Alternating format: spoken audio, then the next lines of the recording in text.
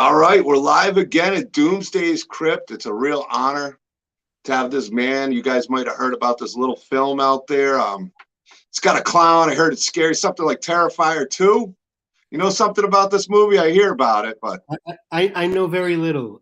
yeah. I mean, there's not much going on, right? I mean, who knows? I've been excited to talk to you about this. You can see my I know you know Scott Straka. Yes. If I can, got his art behind me. I was just showing you some of Michael Toth's art. And then we got the cutout behind me. Art's got his shades going. But welcome, man. Welcome. Thank you so much for having me. It's a real pleasure. It's been dude, it's been fucking crazy. The last like 5 weeks have been like being caught in the world's coolest tornado, and that's not a complaint. It's just all of our minds are just blown, dude. Like seriously, it's pretty amazing. Well, for me, it's kind of one of those things where I've been excited about Terrifier 2 since Terrifier 1, so it's been a long journey to get to Terrifier 2. And I think you guys were ultimately surprised, with the film compared to the fans. Like me, I'm not shocked at all. I'm personally not. The love that Art the Clown gets and Terrifier 1 got. I think that I don't think that we're shocked by the fans liking it. I think we're shocked by the degree to which this is taken. This has been the most humbling experience up and down. I mean, when Terrifier came out, I didn't produce that one. That was when I was with Dread Central. And I started Dread Central. I was its editor-in-chief for 18 years. And, the bottom had dropped out of the .com companies, as they usually do every so often, because, technology catches up with finances and then everything goes to shit and you got to find a new way to survive. So for us at Dread Central, it was either close up shop or find a parent company. And we opted to, I mean, honestly, I would have been fine with closing up shop. I mean, we did it for 18 years and we did it really well. And one of the things I'm most proud of about Dread Central is we never had a parent company. Anything we did at Dread Central, we did organically. We were indie. We didn't have to answer to anybody. And that was one of the things I was most proud of. And that we had a good run, man, 18 years. And that time came to an end and we needed a financial influx. So Epic Pictures Group came along and they wanted to acquire Dread Central to use it to spin off their upcoming label of horror content. And all of a sudden, I was like, all right, well, that's cool. I mean, it seems like a natural evolution of the website. And all of a sudden I was watching all these movies and dude, they were all fucking terrible, and at that time Dread Central was my baby, right? So you only get one shot to make a first impression. We weren't going to come out the gate with something that was terrible. I wouldn't let that happen. So luckily the Kane Hodder documentary came along and that was really good. So I'm like, okay, we got that, but we needed a film, and Damien Leone had emailed me and he's like, dude, I have this thing. Can you take a look at it? Let me know what you think. And I was like, sure. So I watched Terrifier, and then I watched it again, and then I watched it again. And I watched it one more time, and I'm like, you know what?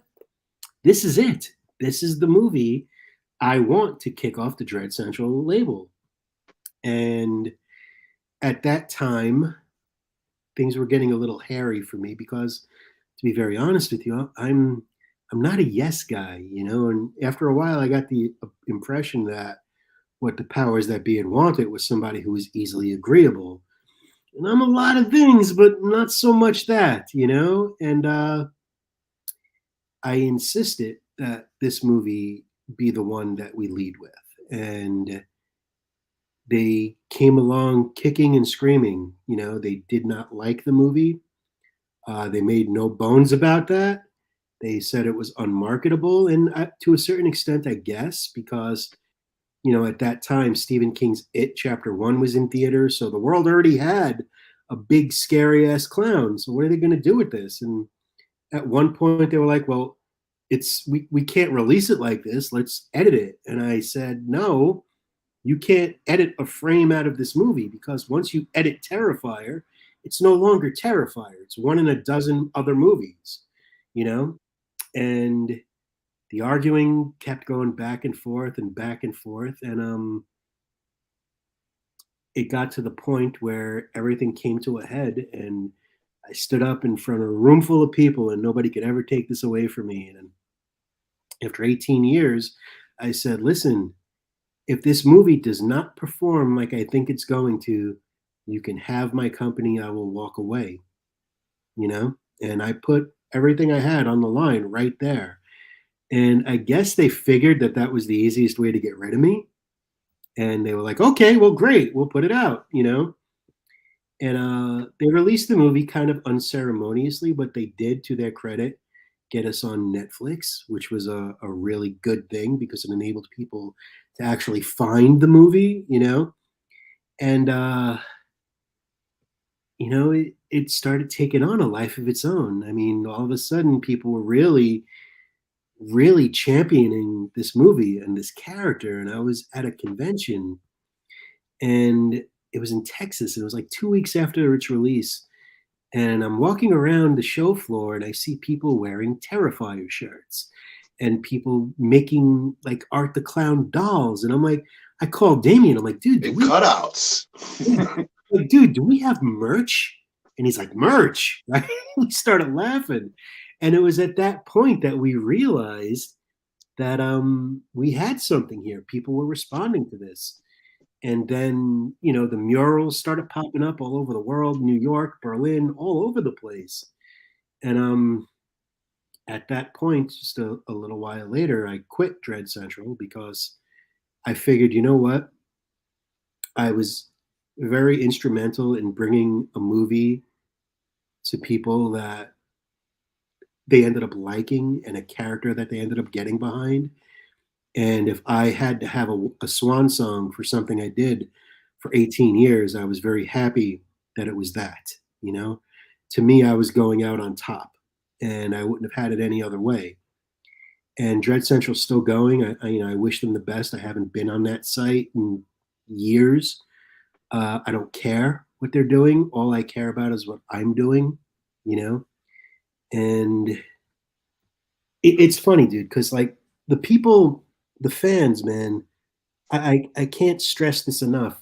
All of you gave us something so special with the way that you embraced this movie, and you liked Art the Clown, and it went from this really underground thing to people really knowing what this movie was, and that was so incredibly special to us. So when it came time to do the sequel, we knew that we had to give you all something back that was equally as special. And that's what we set out to do. We set out to make a movie purely for the fan base of the original, you know? Nothing else mattered. It was, the mindset was, no, this ain't ever going to go into theaters. Go as far as you fucking want with the kills, right? Yeah, mission accomplished there. Yeah. And, Damien had come to me when it was time to, it was Charmed right from the gate, man. When he came to me and he said we're going to do a sequel, I was like, dude, I have to be involved in this. Not that for any other reason other than at this point this movie was in my DNA. You know what I mean? And so we started a crowdfunding campaign because we didn't have no money. We didn't have shit. And within 3 hours we smashed our goal. And it became apparent that we're making another movie. And we did. And I don't think any of us could have ever predicted what would happen next. I mean, it was 3 years for a lot of different reasons, and this movie comes out and it fucking explodes. It was needed. It was needed, man. I, It I really. I think I think that a big part of it was that, let's be honest, we've all had a really shitty few years, you know? Yeah. I mean, there was some really bad, tragic shit going on for a long time. And I think that because everybody has just been through such the fucking ringer, everybody was just looking to blow off some steam, just have a good time. And I think that's what we gave them with Terrifier 2. And I've seen it like 4 times with a crowd, and it reminds me of when I used to go to the movies when I was a little kid, because everybody's screaming and laughing and groaning and cursing, and it's just such an interactive experience. And everyone's leaving the theater with a smile on their faces, and I haven't seen that kind of interaction in a really long time in a movie. So we thought we were going to get October 5th, 6th, and 7th, and we were done. And then something really weird happened. You all happened. You all came out. You all showed up. And you took this little movie that was going to go for a 3-day run and be done, and you helped make it $1.2 million that opening weekend. And it's still running in some theaters, I believe. Still playing in 1,200 theaters. It's Yeah. insane. And people are still going to see it. And I can't tell you how much that has meant to us, because listen, anyone who's seen Terrifier 2, there's little doubt that it was made by horror fans. You know what I mean? I think it has to be in American theaters the most brutal movie that's ever been able to play in a theater easily. And I've seen some brutal ones. Me too. If you haven't seen Terrifier 2, buckle your seatbelts, because if you saw Terrifier 1, you haven't seen Terrifier 2 yet, or you haven't seen Terrifier 1, those people in Terrifier 1 got off easy. Yeah. Some of them did. Some of them did. There's still some, but some of them got it a lot worse. Damn. And the thing about Damien Leone is he does everything in it. The dude's such an incredible talent. He does the special effects, and those are some of the best practical and special effects. I'm sure he mixes some with digital, but the blending, all of it's very little.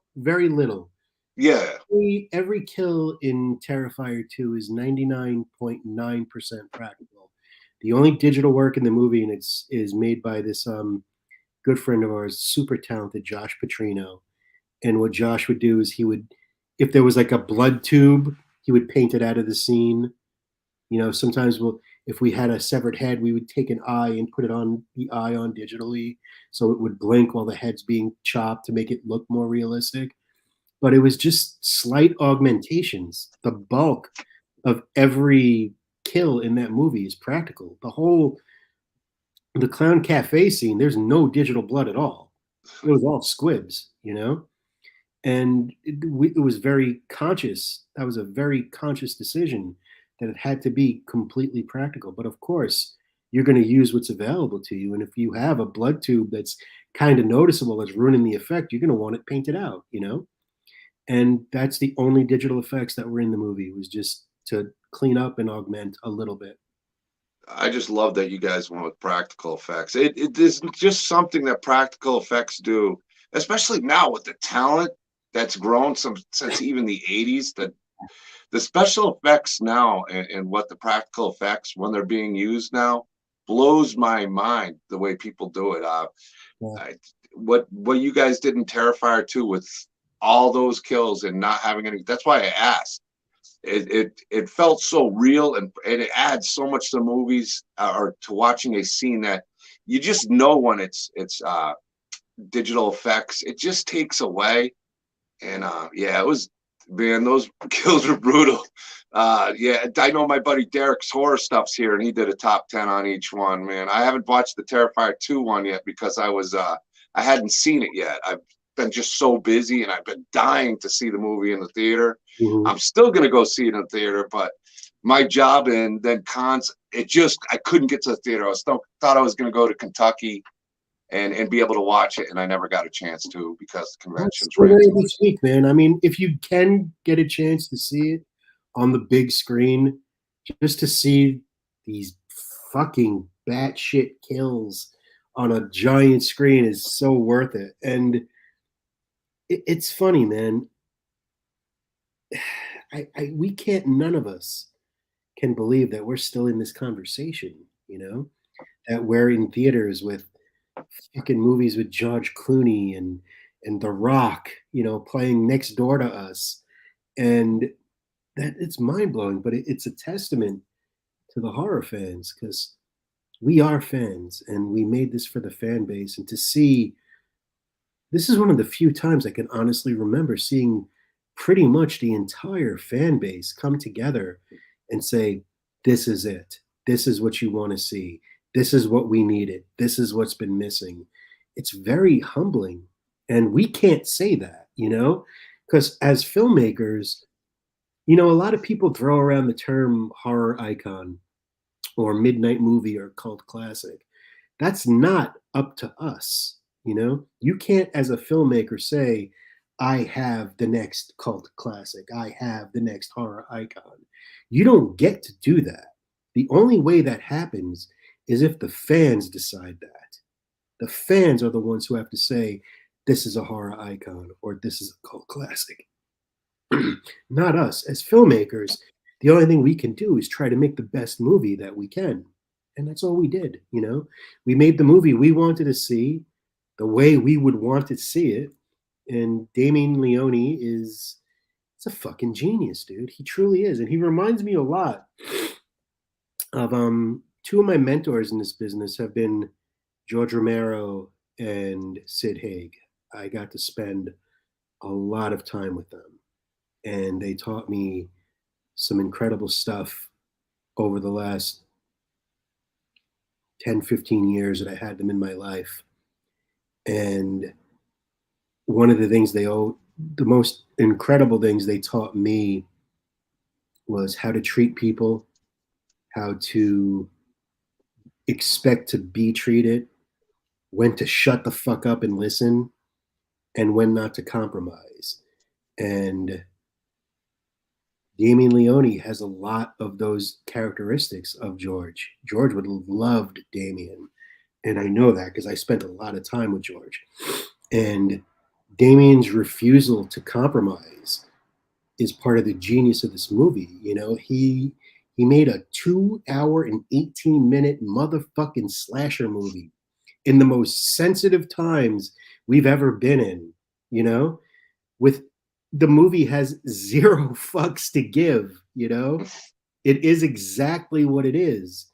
And it's because of him and also Phil Falcone, who's Damien's producing partner. I cannot stress this enough. If there's a hero in this story, it's very much Phil Falcone.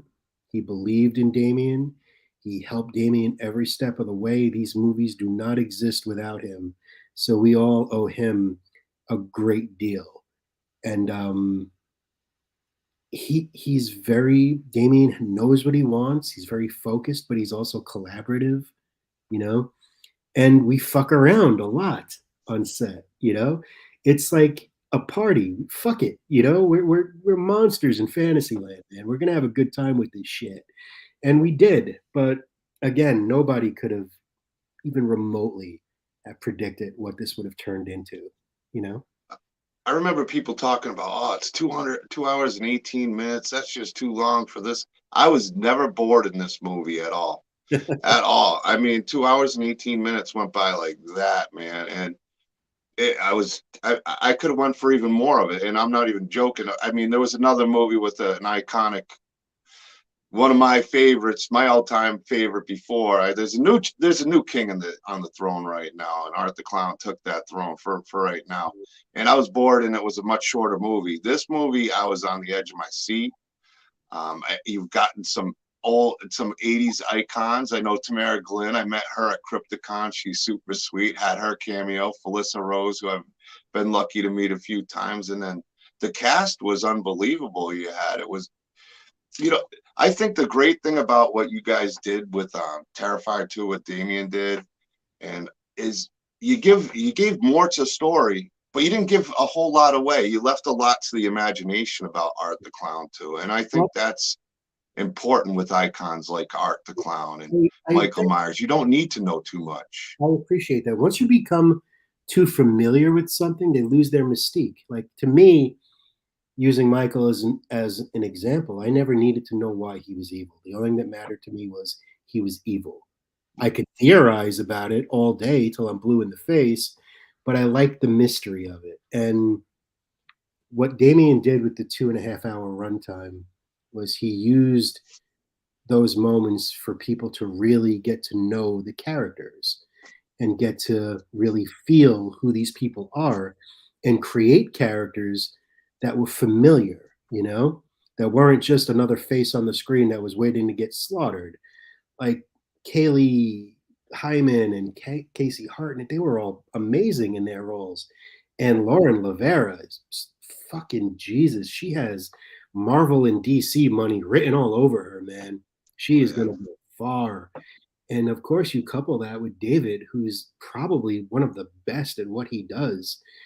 I mean, his facial expressions and his nuanced movement and these little things coupled with Damien's vision, it was a winning formula.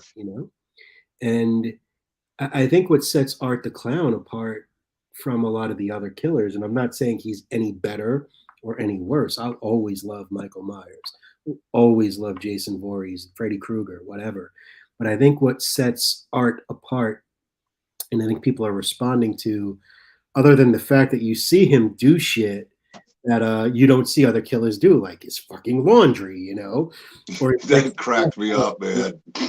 into a house and he gets a glass of water, or he makes mashed Read potatoes. the newspaper. Yeah, I The mean, family of four killed.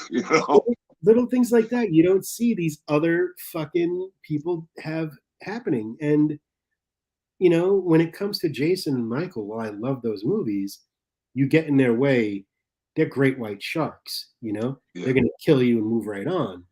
Whereas Art will play with his food for 3 or 4 minutes, and then maybe he'll salt it and bleach it. And you know what I mean? He's a true maniac. And I think people are responding to him because what he does is so brutal, but at the other end of the spectrum, it goes so far and is so absurd that you just start laughing at with him. You know what I mean? Because he's so gleeful and he's so happy when he runs in with his bleach and his salt. It's just, what the fuck is going on? It's like, look what I could do. Look what I could do. You know? It's easy. Yeah. What David Howard Thornton does with that. I mean, obviously, the first glimpse you ever get of Art the Clowns in All Hallows Eve, and Yeah. nothing against the actor who played him, but David just brings him to life. And I've seen him on a lot of live interviews. I've never had a chance to really talk to him, but he's got a great personality, great sense of humor, Sweetest and to ever. yeah, and what he does with without saying a word, it brings the man to life. There's a personality, but a coldness to it. There's a lot of emotion, but no emotion when he's killing somebody. It's not like, oh man, I shouldn't be doing this. It's like, man, this is, like you said, playing with his food. Now I have a question for you too, because I've seen David on other shows, and he hates when people say Art the Clown's a mime. Was that a little inside thing in the movie when she's like, I don't need a mime, and that was probably the most brutal one? Was that kind of an inside thing? I was just asking because I know he doesn't like to consider Art a mime. Art is not a mime. Art, Yeah, there was a misconception that Dave was a mime for a long yeah, time. He wasn't. He studied under someone who taught him the art of physical acting. you know? And David is a cartoon character all the time. He's like the living embodiment of Roger fucking Rabbit. He is the sweetest guy on the planet. But, having been with him and seeing him get transformed into Art the Clown, it's really bizarre to see, because even during the makeup process, when he's getting like made up, he's still talking and he's David and we're fucking around and laughing.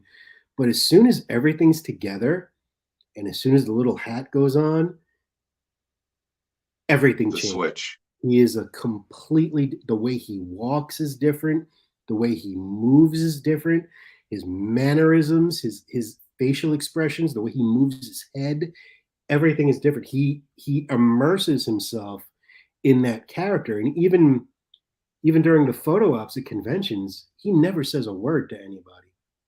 You know, he's just there. He has his horn.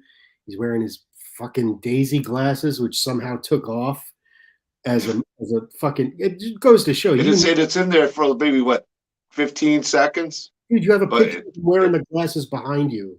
You know what I yep. mean? It's like it's a clear example of never knowing what the fuck is going to take off. You know, because those glasses became a fucking. Can you imagine being like the factory that makes those glasses? And you sell like maybe 2 pairs a year, and then all of a sudden this Halloween you're selling out of them. Like what the fuck, right? You never know what's going to take off. And They should be giving you guys a cut, that sunglass company. You guys should be getting the cut for the seriously, sales there. seriously. But it's been amazing. And yes, Damien puts a lot of stuff in his movies that are references, or there's a couple of in jokes here and there. Damien has a cameo in the movie that hardly anyone notices. There's one YouTube video I seen that pointed it out that nailed it. But there's a Now lot. I'm gonna have to look for them again. Now I'll just have to watch the. Maybe I'll have to see it on the big screen and take that day off that I've been Yeah, deserving. Like I said, you I wouldn't. work 24/7, and I could go to the movies, but it's just not a movies I could take the guys I watch to without. So I'm gonna have to take a day off, and I'm gonna try to do one this coming week. I don't know if I'll be able to, but I really like. It's very rare that I'd see a movie like on TV or watch it once or twice and want to go to the theater and see it unless it's a classic. Well, this to me is already a classic. It's one I want to go in. It's definitely in my top, I'd say, 3 horror movies of all time, only because I've always given 78 Halloween it. But man, I'm telling you, it's right up there neck and neck. I loved it. I was never bored. It was 2 hours and 18 minutes. Um, there was It's one of those movies where it's just horror. It that's all there is. It doesn't need the whole story like we talked about. It doesn't need the backstory.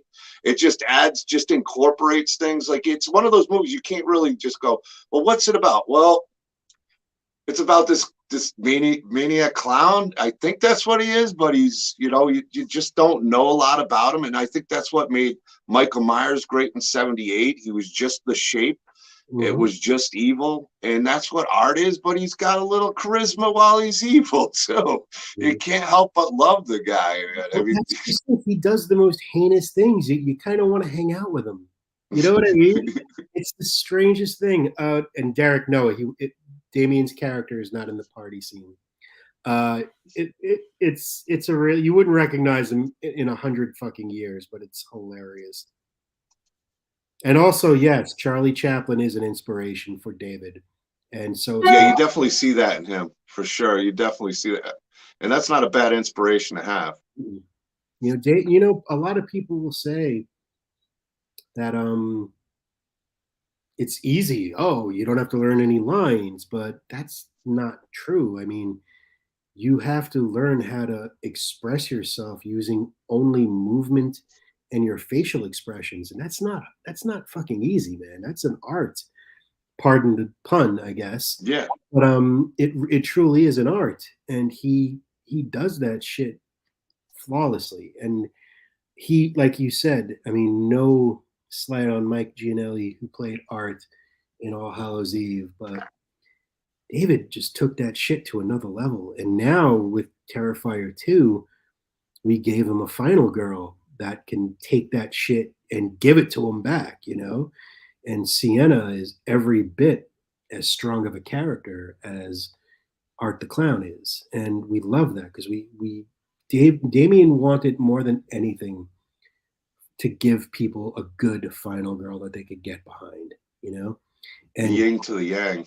yeah, man, you need that. And Lauren just fucking nailed it in every scene. She goes from like sweet to fierce to fucking scared to bold. I mean, her journey is all over the place in that movie, and it's been amazing to see, and it's been equally amazing to watch from as filmmakers the response, because a lot of people say, thank you for entertaining us, but we're just as entertained by you guys, because online, just watching your theories and what you think is going on, that's such a gift for us, because it's like, if you're thinking about these characters enough to try to assign your own theories as to who they are or what they might be,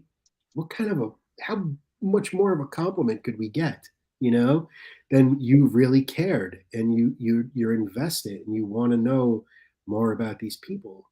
And when it came to telling you more about Art the Clown, again, we don't want to just fucking familiarize him to the point where you don't give a shit no more, So it's fun, I think, to leave some questions. You don't need to have everything answered, You need enough to get, Sprinkles. yeah, and you're going to get more of that if there's a third one, Right.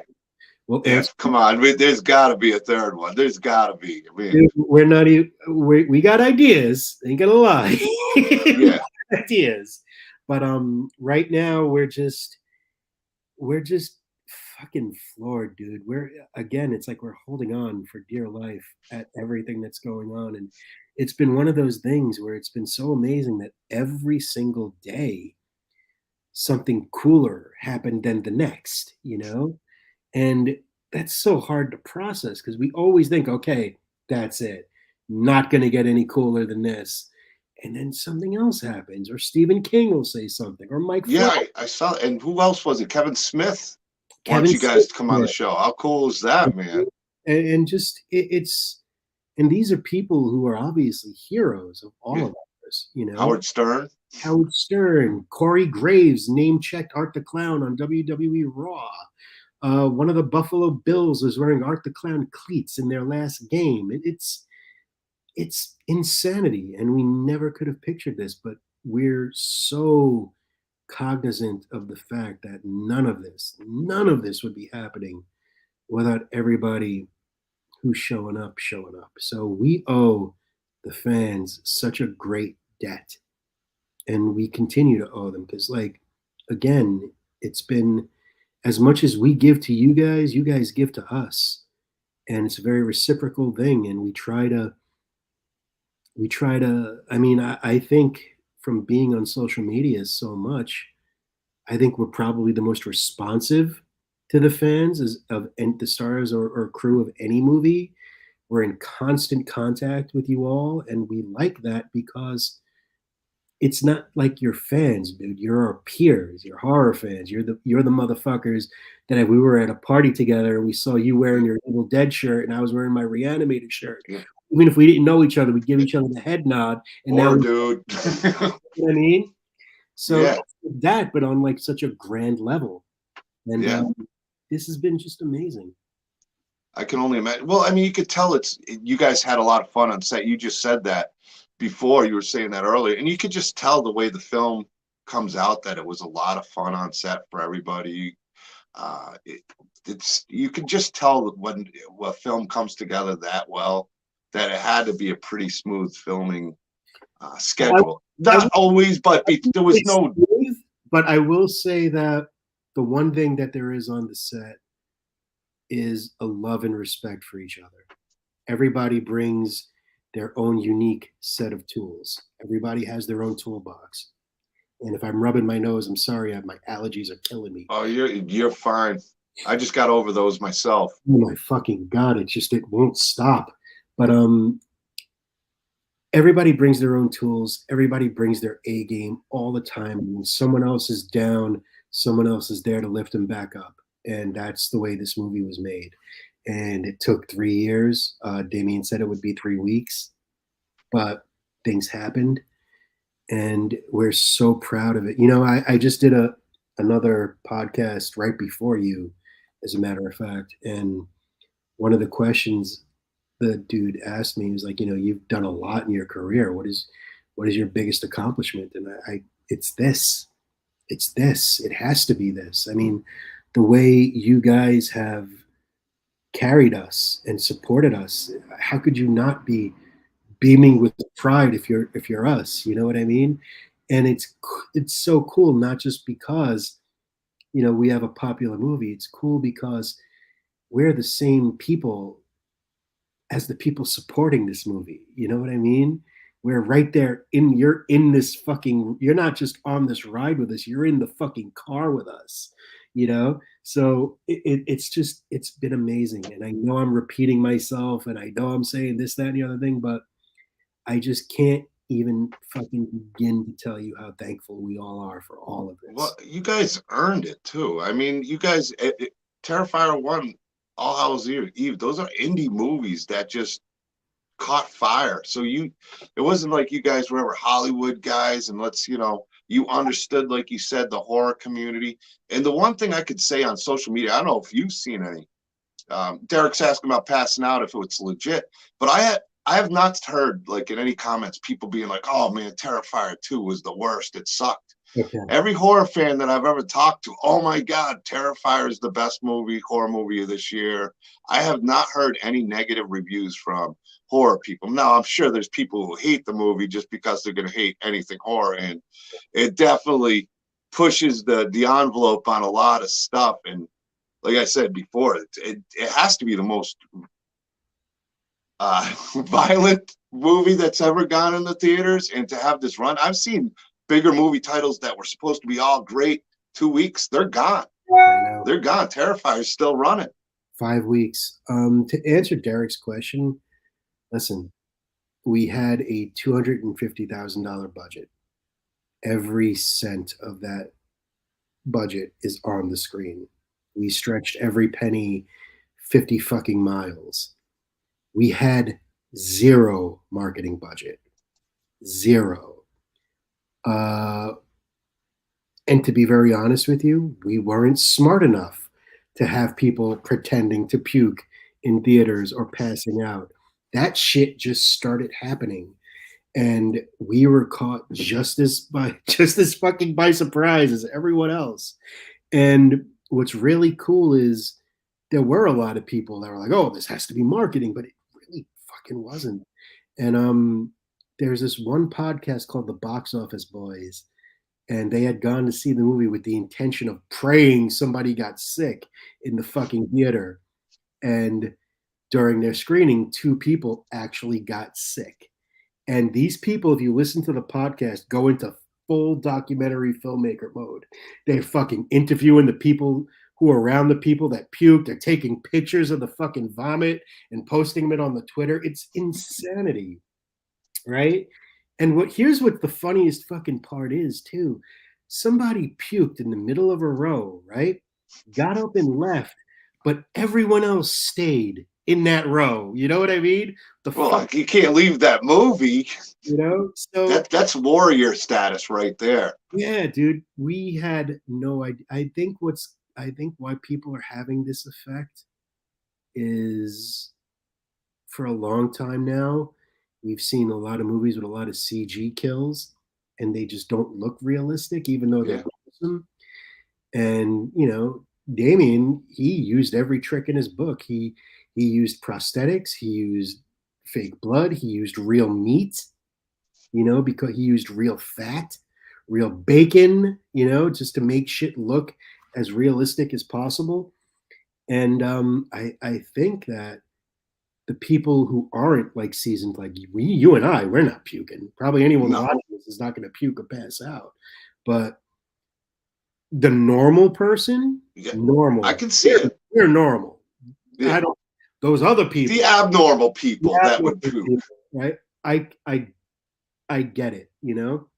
I've had several people who I know for a long time tell me that they gagged at a few parts, and I'm like, really? That's fucking cool.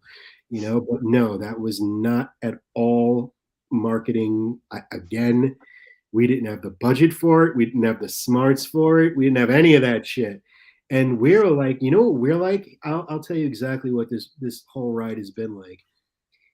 let's say that you guys are you're in a class and you have your best friends, right?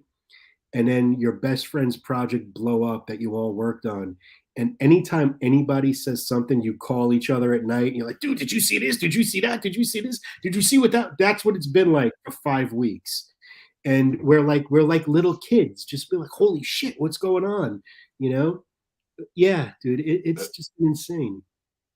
that's so. You know what's the funniest thing about Terrifier? My niece, I'm trying to get into it, and I took she came to Spookala. I know a lot of you guys are going to that event, and I went to the first event. I wish I was able to make it because I'd love to meet all the Terrifier cast. I'm sure I'll meet some down the road anyway, Oh, because I'm always doing these conventions. It's gonna happen. But mhm. my niece is like, there's this movie with the clown Terrifier. That's the only horror movie I like, the only movie I watched. So it kind of blew my mind. That's the one horror movie you like and watch, and it's probably one of the most brutal horror movies out there. I wish she was, because I'm in Missouri, she's in Florida. I would be taking her to the movie theater to go see Terrifier too, see if Well, she's still a fan. But she loved it. I gave her my cool license plate. I already missed that. I spoiled it with all my Terrifier stuff. Yeah, she's awesome. my older sister, my niece Victoria. She's like a spoiled one. Whenever she comes to the events, she just, what do you want? What do you want? What do you want? And I made her a fan. She met Felissa.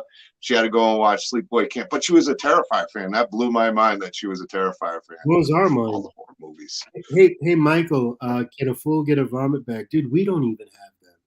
Believe it or not, we don't have vomit bags. I don't know where those vomit bags came from. I don't know if it was the theaters that were printing them. We didn't have them. We don't even have the theatrical posters. Okay. We have nothing. Okay. As crazy as that may sound to you, there are people selling the theatrical poster on eBay for like $600. That's what I heard. My artist Michael Toth was saying that. He's like, if you can get your hands on one, it's like if Dude, I could actually get to the movie theater and watch it, I'd love that. Because I'd probably be like, whoosh. I know the vomit bags were handed out at a festival in the UK where it premiered. I know Signature Entertainment printed up the vomit bags in the UK for the premiere there.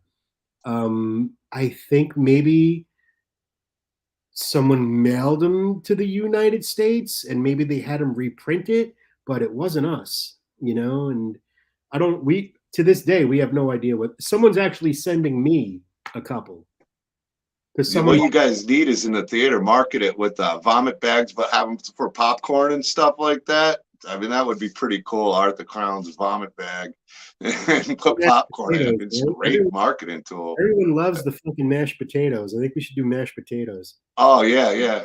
Instead of popcorn, it's mashed potato night at the theater. Yeah, I mean, Art can do laundry. I was surprised he was such a neat freak. He folded everything, put it in there, cooks dinner. Yeah, I mean, he's the perfect man for these ladies. you'll be happy to know that if and when there is a Terrifier 3, we're gonna put it in Art's contract or David's contract. I should say that at the very least he has to get a spray tan, okay? Because his naked ass is gonna be blowing out white levels on TV left and right for the next fucking year. And yeah, man, it's fucking nuts. I just can't imagine because, like, I finally had my name on the Sawyer Massacre as an associate producer. It's like, oh, cool, my name's up there. I can't imagine it like having your name up there with like Terrifier 2 cemented in history. I mean, this is a groundbreaking movie, both Terrifier 1 and 2. And it is very rare that, and I love Terrifier 1. I absolutely love the movie. And Terrifier 2, it just takes it to that next extreme, and it's great. You don't see that in many sequels, and that well done on that, really, because it's not only Terrifier was a great movie, and I could not wait for Terrifier 2. It's like, how do you match that though? How do you, and then you guys just, even blew the doors off of that. It's Damien.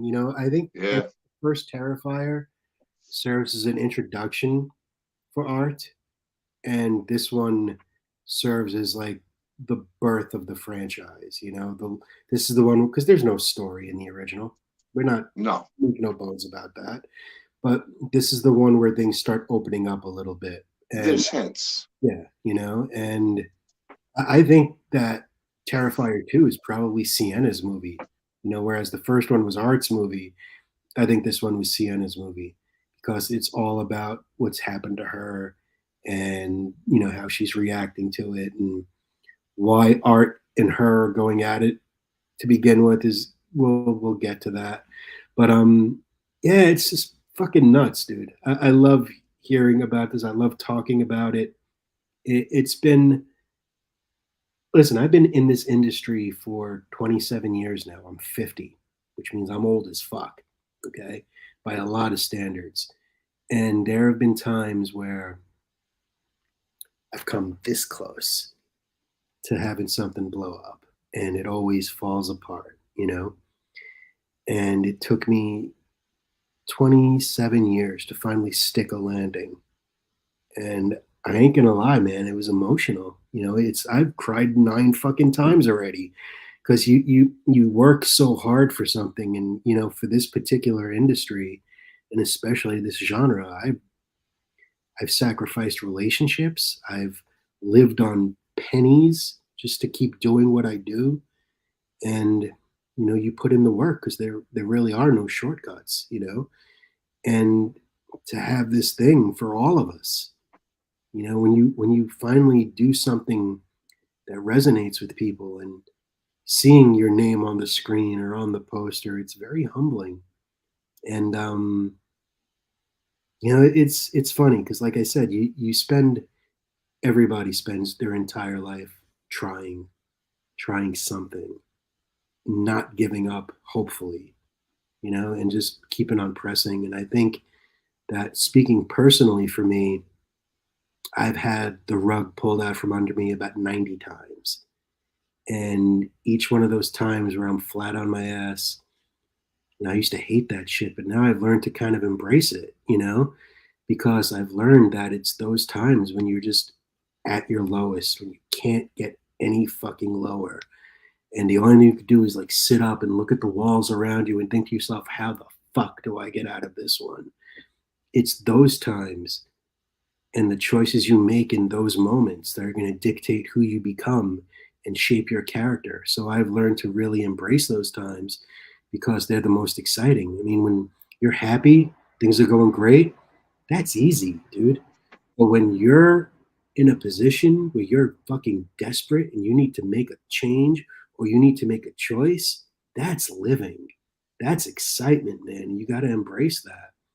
And again, after so many years of trying and coming close, but ultimately failing, you know, to finally stick one is the most amazing feeling in the world. And it's made everything so worth it. And don't get me wrong, I mean, I've done a lot of great things.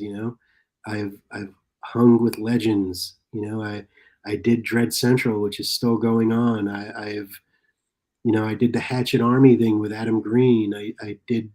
I produced Never Sleep Again. I was a Romero zombie for George in his last movie. There are things I've done that I'm so fucking proud of. But this Little cameo in Hatchet too, right? this is this is something that's totally next level. And it is the most surreal fucking experience and feeling to the point where it just doesn't even feel real sometimes. We wake up every day and I'm like, wow, is this shit still going on? People, we made 500,000 at the box office yesterday and the movie's streaming. Yeah, and it's So been out for five, since 4 or 5 weeks. people are so still going. And it's we credit all of you. I mean, we made a movie, but you guys and you girls, or you've made everything happen.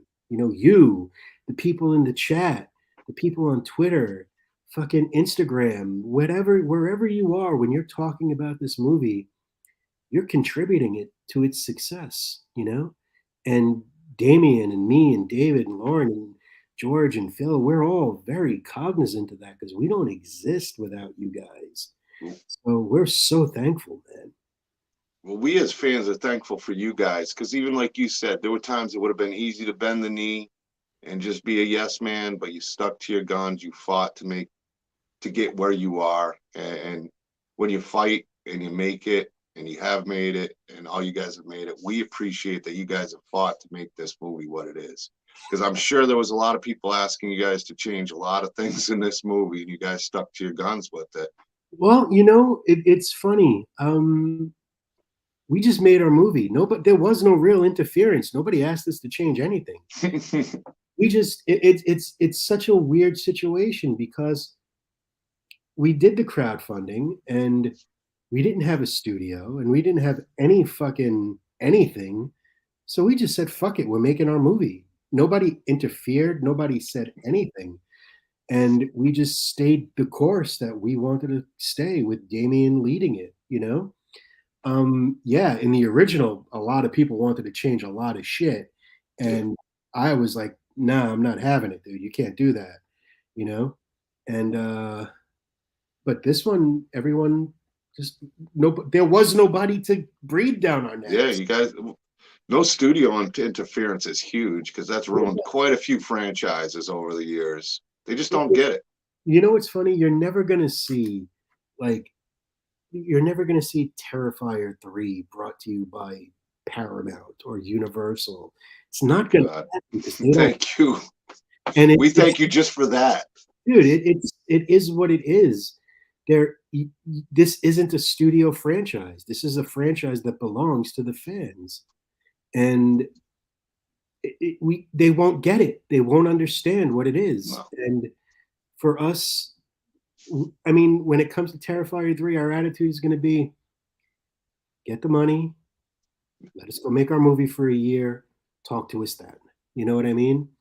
Because I think at this point, approaching 10 million at the box office on a fucking 250K budget, I think we've earned the right for people to say, maybe we should just leave those guys alone and let them do what they do.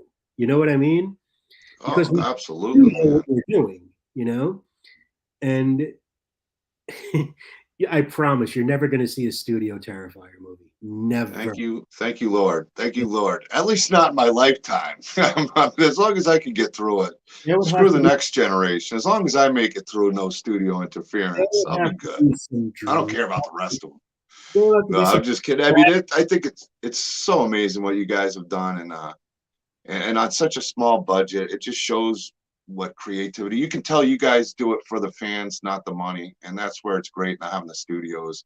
Like you said, you guys used every bit of that 250K, and it shows in this film.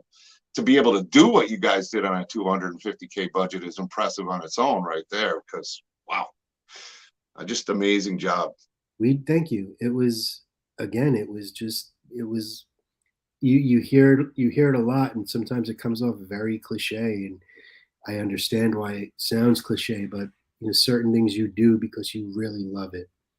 And we loved the first movie, we loved the second movie, and that's why we made them. And another thing I'll tell you is we're never gonna when Damien, it's already been decided, when Damien is done telling his story, we're done making the movies. We're not gonna milk the fucking franchise to get to 8 fucking entries. It's not gonna happen. We'd rather have 3 or maybe 4 solid movies than 4 good movies and 10 shitty ones, Yeah. It's not going to happen. We're not going to do that. When Art the Clown's story is done, Art the Clown's story is done. And we're adamant about that, And on a high note. Yeah, dude. Go out strong. You're never going to hear Art the Clown talk. You're never going to hear, you don't even hear him breathe. When he's getting his ass kicked, you don't even hear him grunt. Certain things are etched in stone. That's one of them. When there's no more story to tell, we'll be done telling the story. And that's the way it should be. And the movies will always be there for people. And if there's ever a reason to bust out the old trash bag again, you never know. But right now, Damien has a pretty clear vision of what he wants to do, and we're just going to follow that vision and trust in him, because that's what we're supposed to do. I got a feeling he's got more up his sleeves other than just Terrifier also. He's just, I mean, you guys got a talented team that you guys are making amazing films with Dude, Terrifier. also, I'd love to see another bit of story that Damien and you guys all come up with and work together on, because I don't know, you guys definitely understand horror. You understand the fans, and I can tell you from this fan, I'm sure a lot of others would say the same thing. We thank you as much as you thank us. I mean, and that's what's great is the horror community is the best, it and is. filmmakers like you, like Damien, and the producers like you, and producers like the Fuzz on the Lens guys, Mike and Jason, what you guys do, because I just, you can tell horror fans first, and you get it. You got your finger on the pulse, and you deliver what the horror fans are want and need and And, crave, not and we also subvert understand. our expectations. Yeah.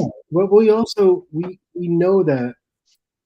Listen, we just submitted for an Oscar, which is fucking ridiculous. Okay, but the reason why we submit it is, other than it being free, uh, the reason why we submit it is because you all made so much noise and enabled us to qualify for submitting by showing up, by getting us into the top 10, by doing all these fucking amazing things.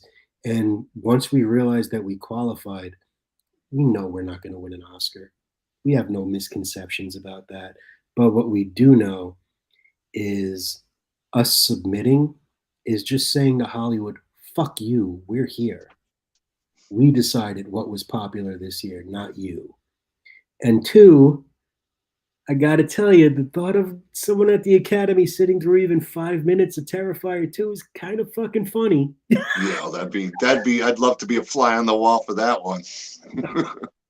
You know? I think I might watch the Oscars for the first time in God knows how long. If Terrifier was just even clips of it If were they in the had Oscars. any sense of humor, they'd let Art fucking at least give away an award, like pull it out of his trash bag, hand somebody the Oscar, and walk away, you know? But that ain't gonna happen either. But I just love, because horror has always been the most single disrespected genre in the fucking world, especially in Hollywood. So, Oh, big time. as you know, Hollywood is a replication machine, and they find something that works, and next thing you know, we have 10 of them. But being that this was so grassroots and so organic, collectively, all of us together have caused so much fucking chaos there that they cannot figure out what happened, you know?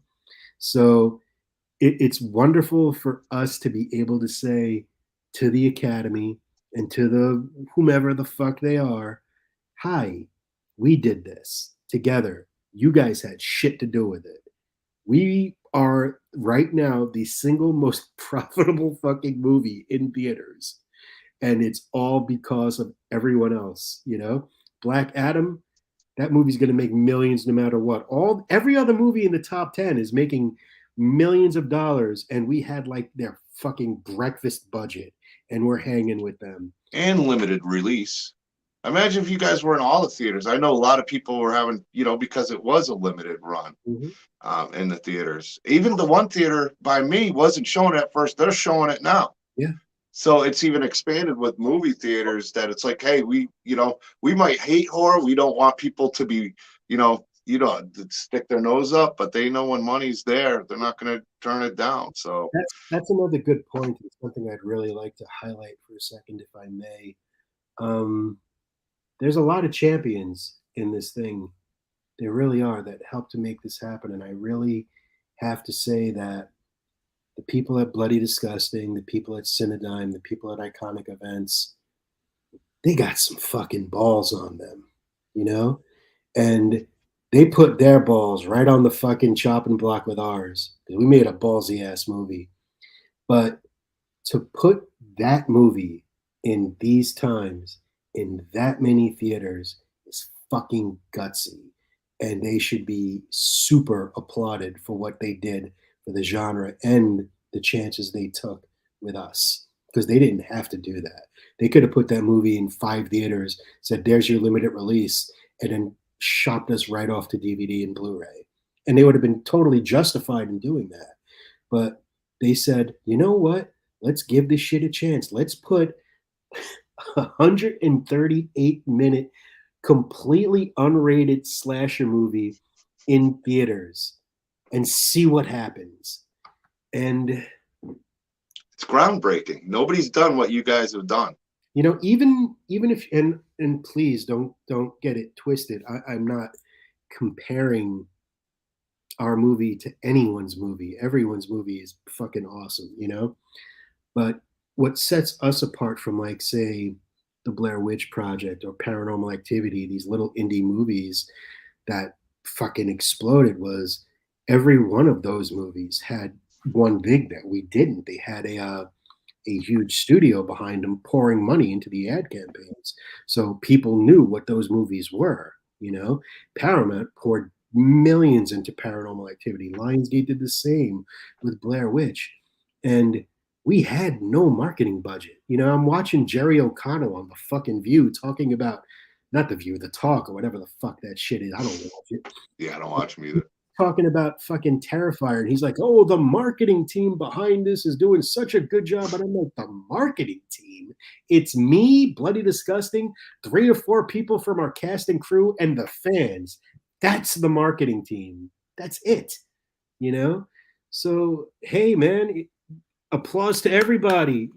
Applause to you guys, man. I mean, honestly, it's so awesome seeing what the horror community's doing now. I know you. Yeah, I'm 46, you're 50. We grew up in the 80s and 70s watching, I think, the greatest time in horror until now. I think there's so much opportunity with the indie projects, with what you guys are doing with Terrifier.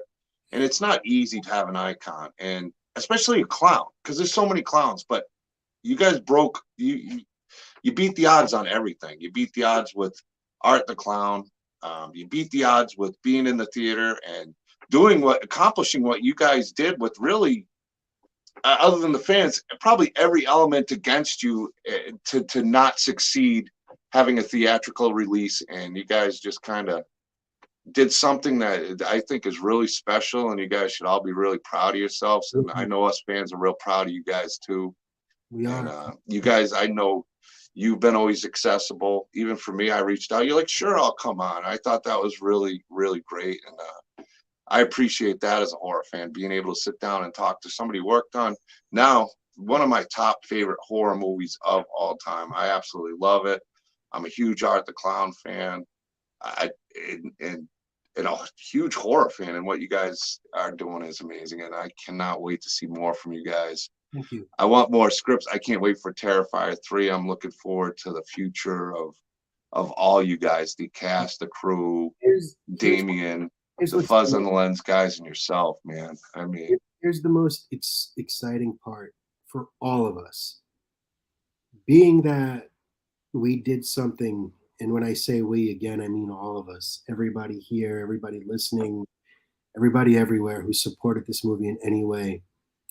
Being that this was successful, wildly successful, it opens up the door for other filmmakers to realize that they do stand a chance. And now maybe the movie industry, or at the very least the movie theaters, are saying to themselves, "Well, listen, here's another revenue stream that's untapped, and maybe we should be giving these indie filmmakers a spot in our theaters, or a spot in our Friday lineups, or something like that." So whether it be our movie, and I'm glad and thankful it was, but whether it be our movie or any horror movie that did this, being that we've just kicked open a fucking door is the most exciting thing about this all.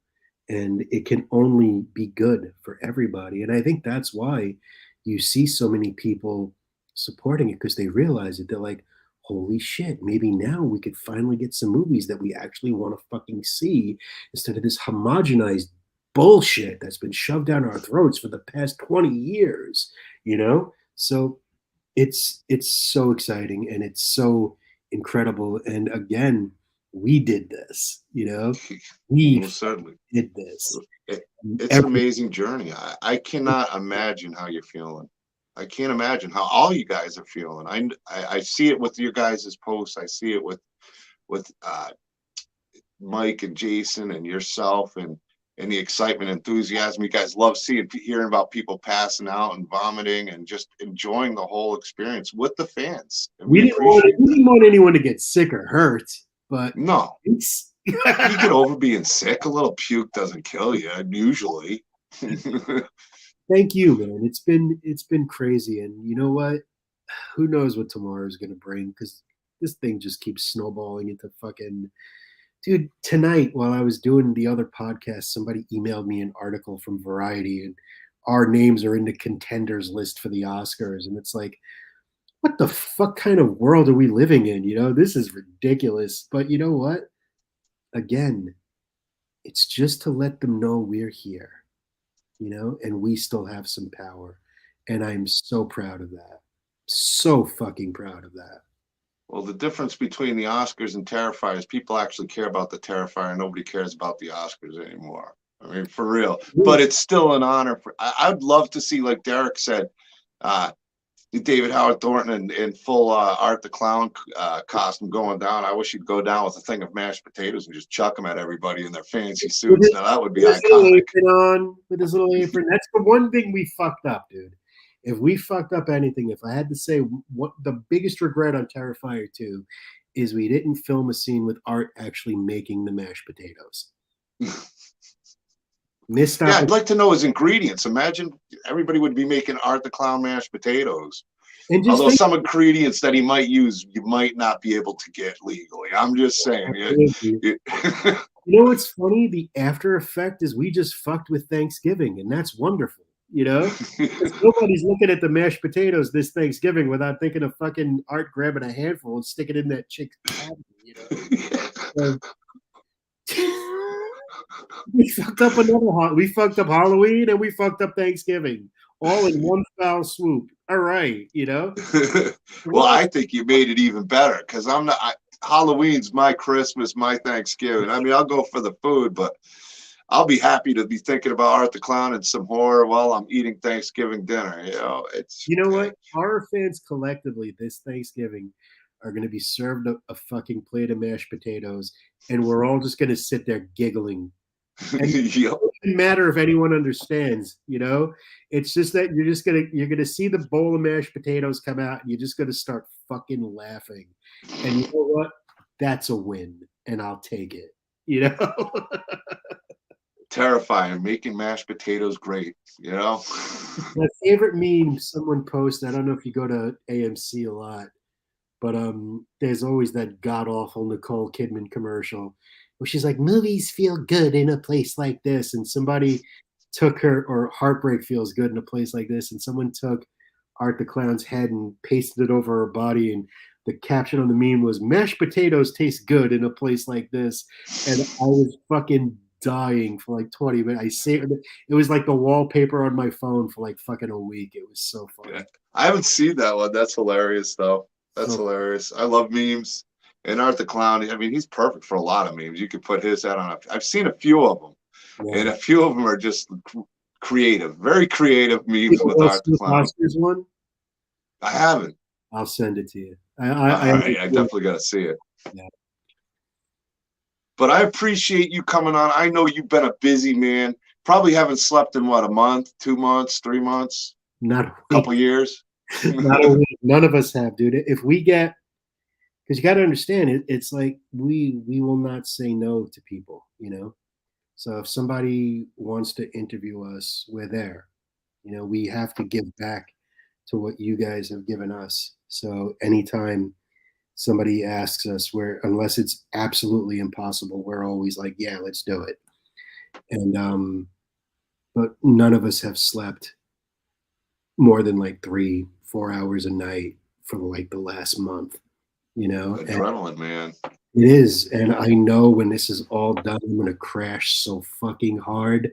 And that's okay too, because this is a great problem for me to have. Yeah, man.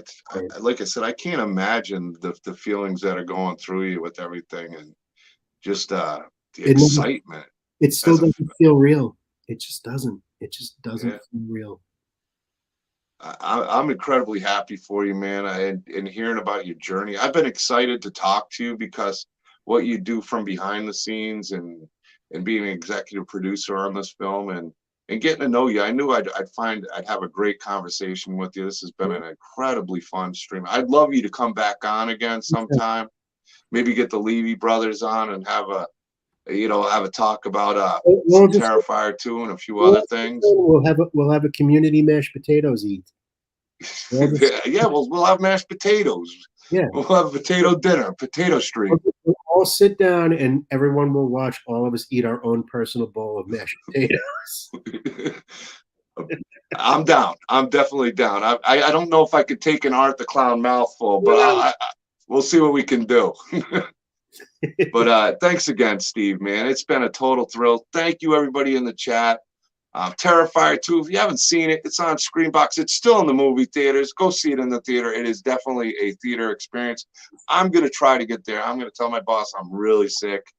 I got to go and watch something that's going to make me feel better. I heard it's helpful to go to the Terrifier 2 in the movie theaters. It helps get it out of your system, any sickness, and come back feeling a lot better. Yeah.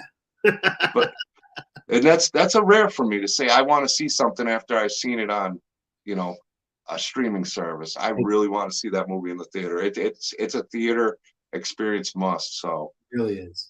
Again, thank you, Steve. Congratulations to all the success. Thank Terrifier 3, we can't wait. We're rooting. We're keeping those fingers crossed. I think it'll happen. I'm hoping it'll happen. We're praying it'll happen. But enjoy this Terrifier 2 run. Enjoy this moment. You deserve it. And thanks again for coming on. Thank you, everybody, for being here.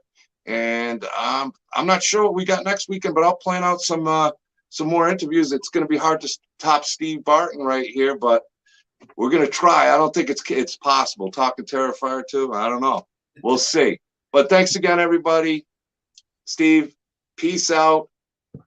And take care, I guess. We'll see it again. All right. Bye, guys.